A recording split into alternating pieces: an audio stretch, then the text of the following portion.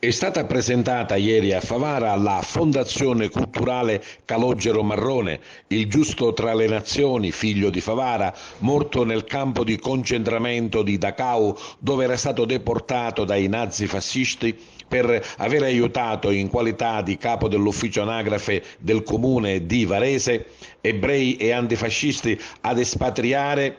fornendogli documenti di identità falsificati.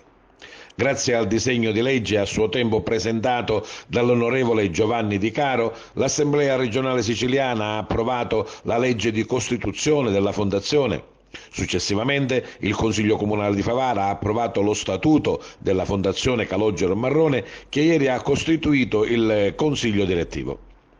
Ne fanno parte il sindaco pro tempore Antonio Palumbo nella qualità di presidente, i promotori dell'iniziativa Rosario Manganella, presidente dell'Istituto Marrone, Calogero Castronovo, presidente dell'Associazione Nazionale Partigiani d'Italia di Favara, con loro la dirigente scolastica Gabriella Brucoleri, il preside in pensione Totò Pirrera, il vice sindaco Antonio Liotta nella sua qualità di assessore pro tempore alla cultura. La Fondazione avrà il compito di raccogliere il patrimonio bibliografico, archivistico, museale, cinematografico e valorizzare la figura dell'eroe Calogero Marrone, giusto tra le nazioni. Stasera stiamo presentando ufficialmente la Fondazione Marrone. Finalmente siamo riusciti, dopo un lungo travaglio, ad avere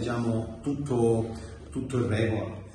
Abbiamo registrato ufficialmente la Fondazione, che era stata costituita con decreto del Presidente della Regione, e di questo ringraziamo sicuramente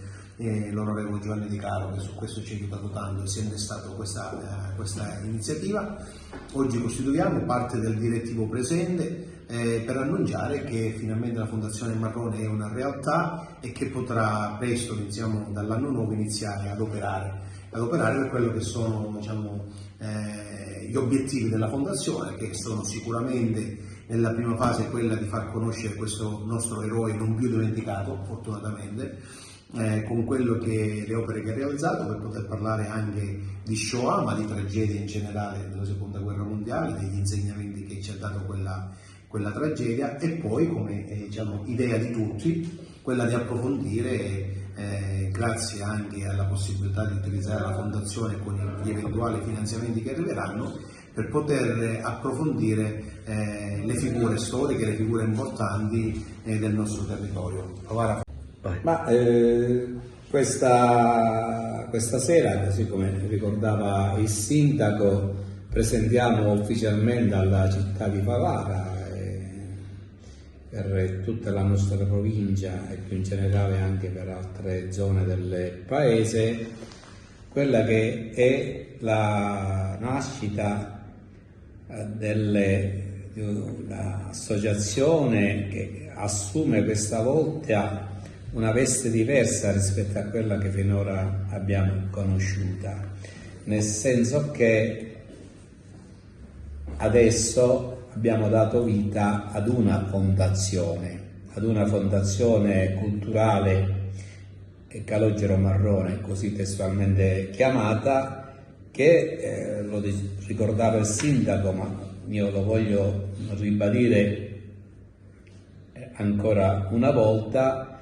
che tutto questo lavoro è un lavoro che parte da lontano, parte soprattutto dal nostro amico onorevole Giovanni Di Caro, che durante la sua permanenza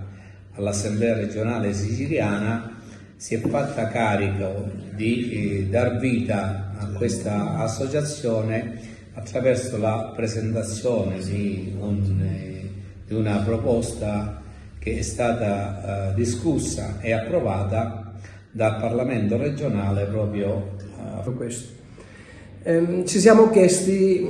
quale fosse il giusto tributo da riconoscere a una persona giusta, quale era Calogero Marrone, e si è deciso il gesto diciamo più estremo dal punto di vista normativo è quello proprio di istituire una fondazione culturale. Devo dire una cosa, io devo fare complimenti a tutti i componenti della fondazione, sono stati presentati poco fa, perché ogni qualvolta a partire ovviamente dal presidente, ogni qualvolta si parla di fondazioni ci sono sempre polemiche, ci sono sempre liti, noi le viviamo quotidianamente con altre fondazioni di altre città. Devo dire che la fondazione è partita con il piede giusto, ha una strada davanti che pure si pone come obiettivo quello di far conoscere la figura, non solo la figura di Calogero Marrone, ma anche i valori che questa figura riesce anche oggi ad emanare, soprattutto nei confronti delle giovani generazioni. Per la sua sensibilità ha avuto modo di salvare centinaia e centinaia di vite umane, rischiando, anche qui tra virgolette, perché rischiando di fatto poi ha dato la sua vita, perché fu scoperto e portato a Dachau, dove appunto lì morì. Che possa essere un esempio per i nostri giovani, come si diceva poco fa, perché tutti abbiamo bisogno di esempi, abbiamo bisogno di capire che la nostra società, specialmente quella favarese, è una società molto complessa, che insieme a tanti problemi ci sono tante belle figure che hanno dato dignità e rispetto alla nostra cittadinanza.